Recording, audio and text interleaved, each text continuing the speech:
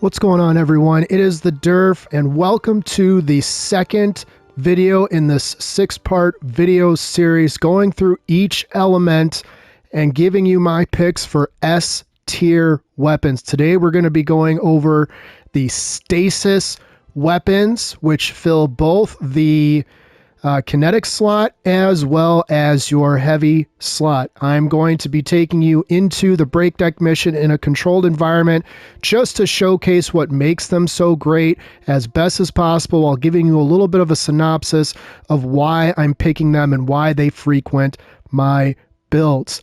As always, if you do find anything helpful with this video, please consider liking and subscribing. I won't have dim links because I'm just going to specifically go over the weapons themselves, but I will put in my Discord link so that if there are things that you have questions on, or you want something more specific than what I give in the synopsis that I give to each of these weapons, you can get at me on there.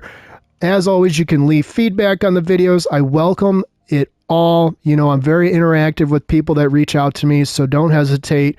And oh, by the way, if you know any Guardians out there that are looking for some fresh ideas, or maybe are not as familiar with Stasis weapons, it's kind of a niche class in of itself that people either love it or hate it. Please share this video with them or send them my way. I'm going to do my best to try to give you guys good background on all the weapons, how you can get them, what they might be good to pair with as far as builds, and maybe just help somebody out there, you know, figure out a place in their heart for some of these weapons. So, like I said, I'm going to take you guys into the break deck mission. It's going to be a controlled environment because I can't simulate the best situation for all these weapons. So some of this is going to be based on opinion, as much as it's going to be based on known facts throughout the community. So whether you're brand new to the game or you are a savvy veteran, I'm hoping that somewhere in here you can resonate with something, and it maybe helps you understand the preferences that you see all over the internet. So without further ado, let's get on into it. Real quickly before I start, I mentioned this in my first video. This is purely going to be from a objective standpoint. We all are understanding that the metas change from season to season. So as the artifact changes, things like stunning capabilities or what might be getting buffed or nerfed, it's always going to be ever changing. So this is hopefully just going to be more of a comprehensive list rather than a, hey, why did you pick this weapon and not this weapon type of situation. But either way, I know that there's debate around what are considered S-tier weapons. So I'm just hoping to bring about a little bit of light, what graces my builds from time to time. And the more frequent they have, the more likely they are to have made it into this list. There's only going to be a few options for stasis weapons that are S-tier, quite honestly. You know, stasis could always use more weapons, in my opinion. There are plenty of them that were released this season, and I'm sure there's going to be plenty of them released next season and future seasons.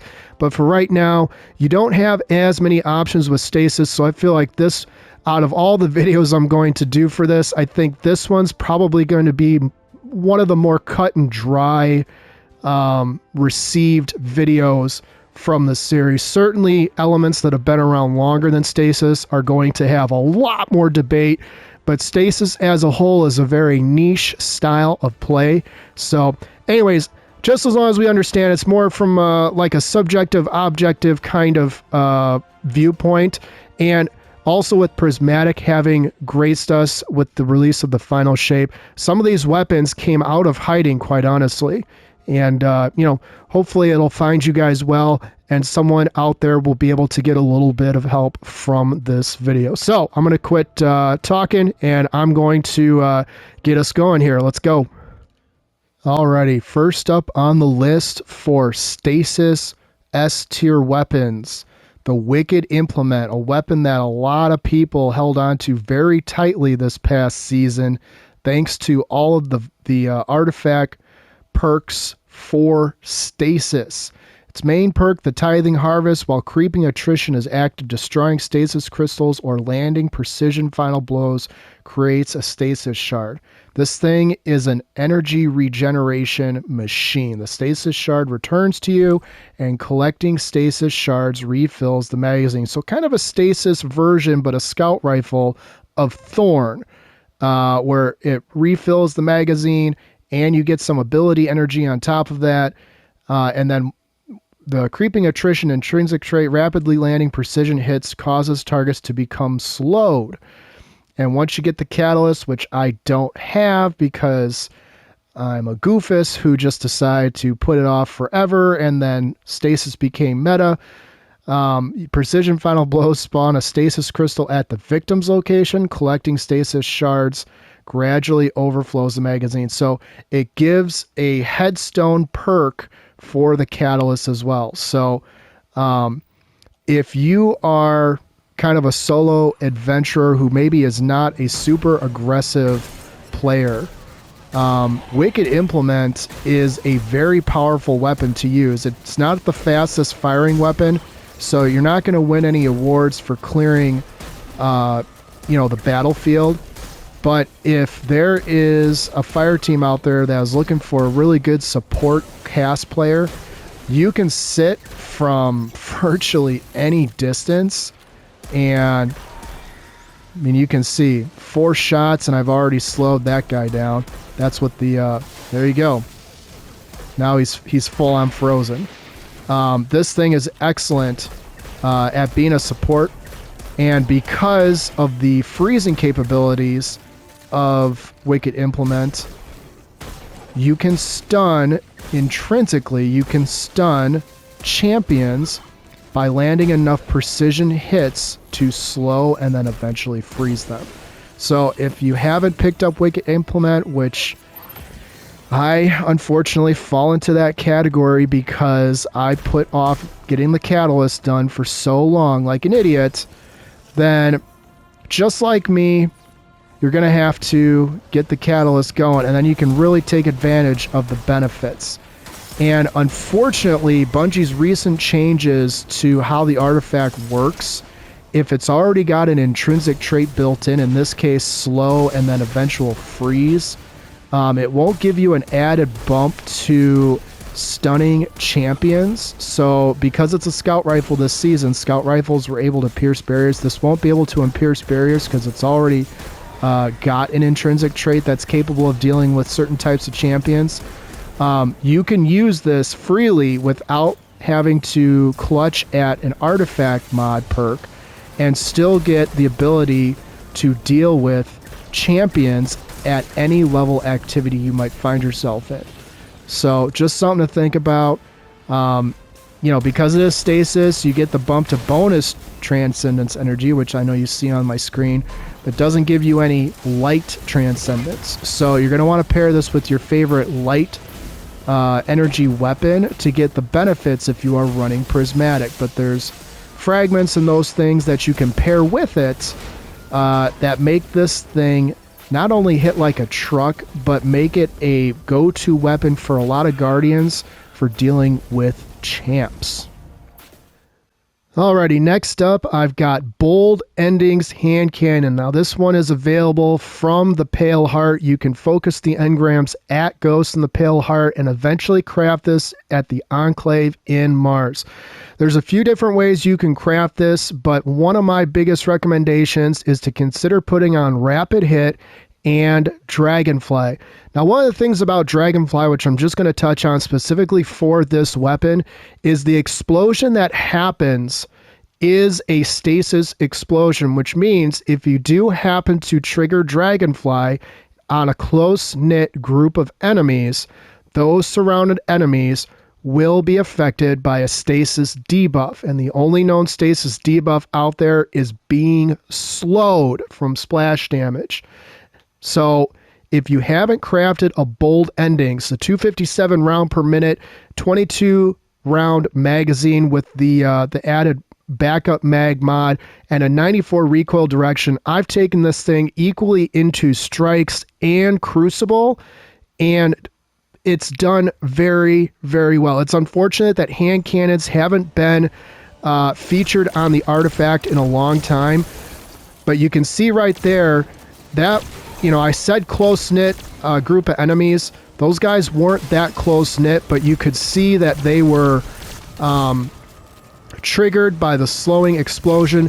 And if that wasn't enough to convince you that it might be worth your time to get the patterns to craft this, it's got the dealer's choice perk, which means every kill that you get with this will grant you some super energy in return. So when you pair that with the splash damage that Dragonfly can give you, this weapon is more than worth the effort to go out and get and start playing around with. I recommend taking this into Altars of Sorrow if you haven't used this before, or you're not like an avid fan of hand cannons like I might be or others might be. That's okay.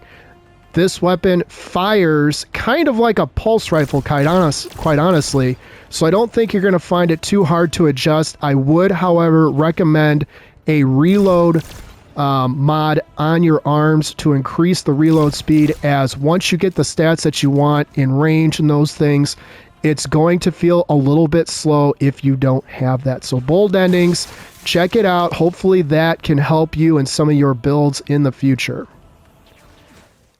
Next up, I've got Dimensional Hypotrochoid. Try saying that 3 times fast.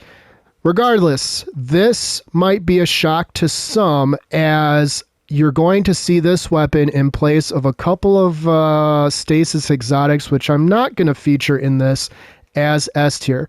This one has kind of a special place in my heart since I got so heavy into prismatic and being able to generate light and dark energy very rapidly with virtually just a few shots. So this being a wave frame grenade launcher was one of the first of its kind, if not the first. I think technically it came out with Lightfall, with Neomuni people giving this back to you for defending their land.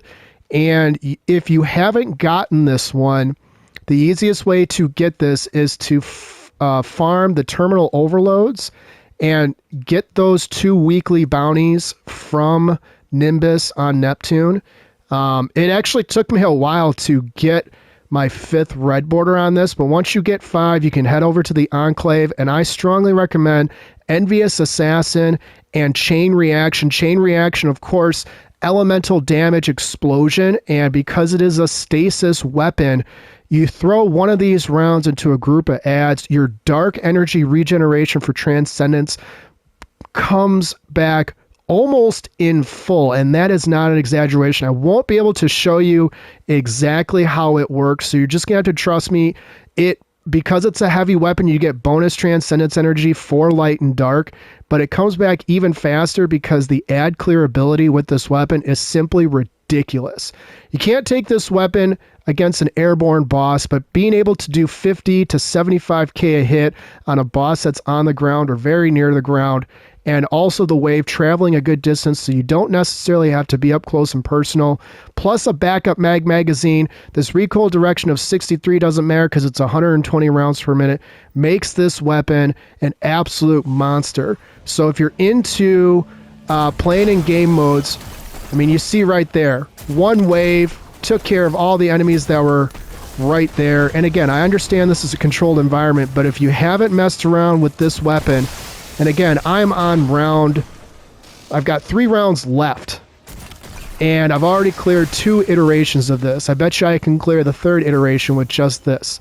So just something to think about in your builds. If you're having trouble generating darkness, transcendence energy, and you don't have a problem generating light transcendence energy, this might be the ticket to your finishing of the builds that you currently run. It's not gonna out DPS some of the more known DPS options, but I'm telling you, the amount of damage potential within this and the ability to get you back transcended virtually almost instantly if you are short the dark transcendence energy is completely worth your effort to farm in the land of Neomona, or the land of the Neomuni people.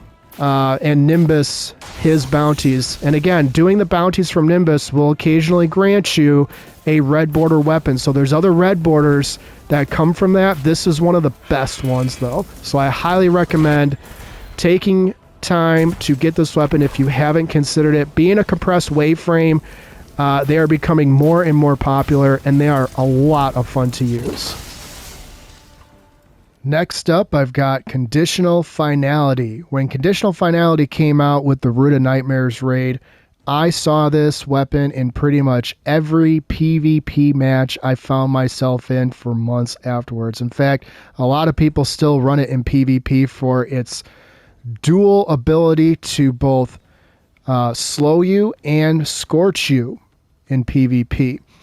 It is a great backup DPS weapon in the event that you are at a boss where you are going to be up close and personal. It has extremely fast reload speed and is 100% worth the effort of farming Root of Nightmares when it's in rotation to get it to drop.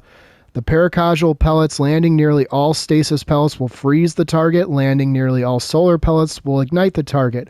So this is a double barrel shotgun. And I can't stress it enough how this works. But you see right there, that's the stasis. And the solar goes right after it. So it is, it is incredibly fun to use.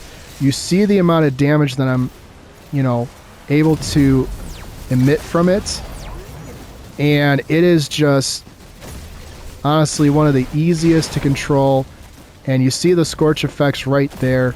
If you haven't gotten Conditional Finality, again, I'm not spending as much time talking about this weapon as others. It is 100% worth your effort to go get it from Root of Nightmares. Tons of people are still looking for this that put it on the back burner, like so many weapons out there.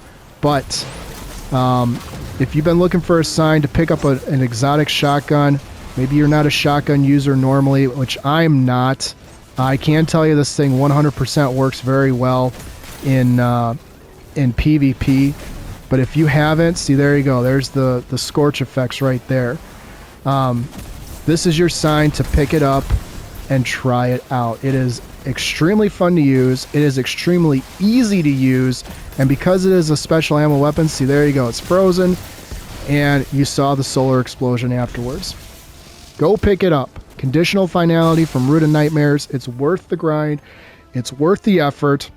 And also it looks really cool too. Next up on the list, I've got Ager's Scepter. Now, Ager's Scepter, you can see I've got it at 1900 power. It hasn't been in my arsenal rotation in quite some time because trace rifles have really not been in the meta as far as ability to really do a lot that you couldn't already do with other weapons. But as far as it being a powerful weapon, it is still an S-tier weapon to use if you can fit it into a build in which it can do a little bit more than something else. Its main trait, Stasis Final Blows transfer ammo to this weapon's magazine from reserves, and its intrinsic trait, Final Blows with this weapon generate a slowing burst around the defeated target. With Stasis being the meta for this past season, people did dust off their Ager Scepters, and they did use it more frequently, but because of the inability to easily stun champs and the ammo economy for it being a special weapon when you could stun champs easily with some primary ammo weapons, it didn't make it into a lot of GM. I mean, it did make it into some. I did see some videos where people were using this in their GM runs, but Ager's Scepter is still an S-tier weapon. Once you get the catalyst done, which again, this is one of them that I just have put off forever, you can long press your reload, drain super energy, overflowing the magazine and empowering the beam with bonus damage and the ability to slow and freeze targets until the magazine or super energy runs out, or the weapon is stowed. Can only be activated when super energy is full. So that's the other kind of drawback about this, which is why it hasn't been meta in a long time. But as far as universal use, this thing still hits like a truck. And you can see, boom, It's that simple. So as long as you're not going up against, you know, really, really beefy enemies, this is still a great weapon to take into your favorite Vanguard strike, or you can take it into a regular Nightfall and just use it in between when you're going to be seeing champs. There's ways you can build this into the build with the current artifact. I'm really hoping that trace rifles, you know, become somewhat meta, because they are due for their time in the spotlight, just like all these other weapons that have gotten and been repeatedly used in the artifact. But if you haven't pulled out Ager's Scepter in a while, and you haven't tried to incorporate this into a stasis build, you can use this in your stasis builds to generate a ton of freezing and slowing capabilities. Theoretically, if you do empower this weapon, once you get the Callus involved, you can stun champions once you freeze them. The only caveat I have to that is it is not the greatest damage weapon, so don't expect to be vaporizing champions like you would with, say, a Microcosm or some of the other trace rifles out there that can roll with like target lock and things of that nature. But Ager's Scepter, as far as stasis goes, it's still an S-tier weapon. I'm really hoping that it comes back strong here in the future, because like I said, trace rifles always have a special place in my heart. But because there's other weapons out there that can deal with champs more efficiently, you just don't see this on as many builds as honestly could be possible. But you can see the stack of Frost Armor at X5. This weapon is extremely easy to control, so with the artifact perks that you were able to select this season, it did make its way into a lot of Guardians builds. But if you are looking for, if you like trace rifles, and you are looking for a good special ammo weapon that could be a decent, not great, decent backup DPS weapon, Ager's Scepter is pretty awesome. It's extremely satisfying when you're firing it into a group of ads, which is primarily what a lot of people use it for, is ad clear. It's not so great going against bosses, but if you do decide to sacrifice your super so that you can empower the beam to freeze the targets, you theoretically can freeze bosses with this. Unfortunately, though, the freeze just doesn't last that long, so keep that in mind when you're trying to run it into a GM. You're not going to be you're not going to be literally freezing anybody to death with this thing. But as far as universal strength, there's no trace rifle better, you know, for stasis. Not the Appentance, or I think there's one other that I'm forgetting. Maybe not. But Ager's Scepter, if you haven't messed around with it, I encourage you, pull it out of your vault, take it to Sorrow's Altar of Sorrows, and you know, get used to it, because if it does come into the meta in the future, you're going to be glad that you got the catalyst, that you got the weapon, and you got it leveled up to where you are comfortable using it in a sweaty environment. Next up on the stasis list, no surprise to anyone here, I've got the Lost Signal Grenade Launcher. You got this from the Echoes for failsafe. You can craft this thing with auto-loading holster and Vorpal weapon, which is what most people use it for. The way that you cycle through this is you shoot this into a group of ads, let the tick damage wear them down, and while it's doing its thing, it sticks on the ground for some time. You can pull out your main ad clear weapon or next weapon of choice in the energy slot and continue the carnage. And after you get through a few rounds of that, you can switch back to the Lost Signal, shoot it, you know, in a general direction of where enemies are spawning in, or maybe congregated around. You know, you can shoot this towards an ally if they're surrounded and kind of trapped, to help get them out of danger. There's a lot of different ways that you can incorporate this into a lot of different builds. In fact, some of the build videos that I've released, Lost Signal sits in that kinetic slot through pretty much any element that I run as far as super. It is a great area effect damage. You can also put on tactical, which is grants increased reload speed and handling, which I don't necessarily need because of the auto-loading holster, but in the event that I want to shoot more than one round at a time, I need the increased reload speed to get me where I want to be. So, like I said, if you've seen some of my build videos, I mean, there's nothing more beautiful than watching that happen. And when you pair this with a stasis class, you know, you can get orbs of power like insanely easily, and you know, it applies that elemental debuff to enemies, so it's a staple in a lot of Guardians inventories. So if you haven't crafted a lost signal, or you've put off doing you know, the quest so that you can craft the weapons from that time, I encourage you to, well, first I encourage you to look at a couple of other videos that I have where I use this in rotation with other builds and just see how it can work for you. The area of effect damage is very good. It stays on the ground for about, I'll call it 7 to 10 seconds. You know, so you can fire this at a champ and then switch to another weapon, and while this thing is ticking down their damage or ticking down their health bar, you can be adding to that detriment to their health bar with another weapon. And like I said, once you dump a couple of rounds with your other weapon, this thing with enhanced auto reloading is going to be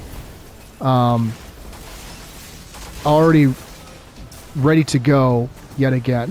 Because overload grenade launchers were able to stun, or because breach load grenade launchers were able to stun overload champs, this pretty much never left anyone's build who was running a GM on a regular basis, and for good reason. So if grenade launchers are still in the meta as far as PvE is concerned next season, you're not going to see this weapon go away anytime soon. But I encourage you, if you've never messed around with this weapon, you've never sought out this weapon or tried to get this weapon, I 100% encourage you, get a lost signal, get used to being able to cycle between two weapons to deal damage on top of damage. It is extremely fun and incredibly actually satisfying to watch it do its thing to a group of ads. Next up on this list, I have an oldie but goodie weapon. Fans of Crucible will know this weapon right away, the Riptide Fusion Rifle. Back in its heyday, this used to be the go-to fusion rifle for raiders and higher-end content lovers everywhere. Riptide is not craftable, but you get it from Crucible. It can roll with things like auto-loading holster, perpetual motion, field prep, and my personal favorite, and a lot of people's personal favorites, chill clip. So as you fire this weapon, direct hits with the top half of the magazine cause a detonation that slows nearby targets.